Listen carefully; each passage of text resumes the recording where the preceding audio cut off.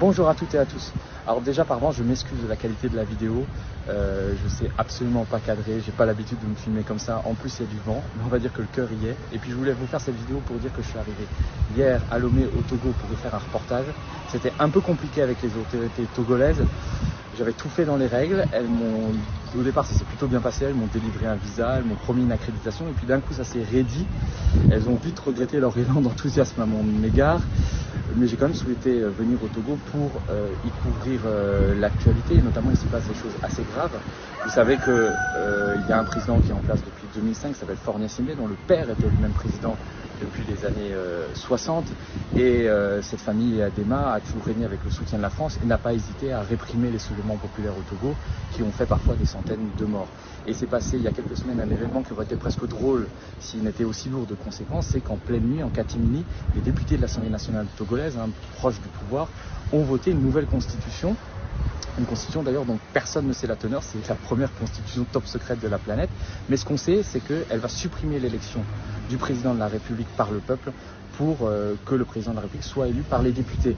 Ce qui va faire en sorte que Faure Gnassingbé va pouvoir se maintenir beaucoup plus facilement au pouvoir et que l'élection présidentielle qui est prévue en 2025 va être annulée du coup. Alors évidemment, ça a suscité une levée de boucliers. Il y a l'opposition et la société civile qui ont parlé de coup d'État constitutionnel.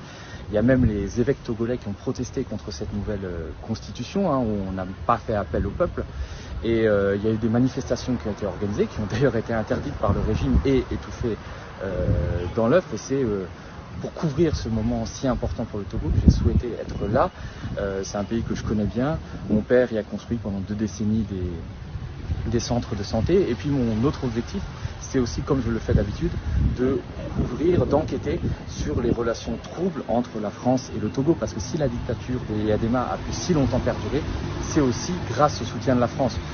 On se souvient notamment que Vincent Bolloré, qui a longtemps eu la concession du port de Lomé, a financé les campagnes de réélection de Faure Gnassingbé, ce qui lui vaut d'être mis en examen par la justice française pour corruption d'agents publics togolais, et peut-être dans quelques mois il sera jugé.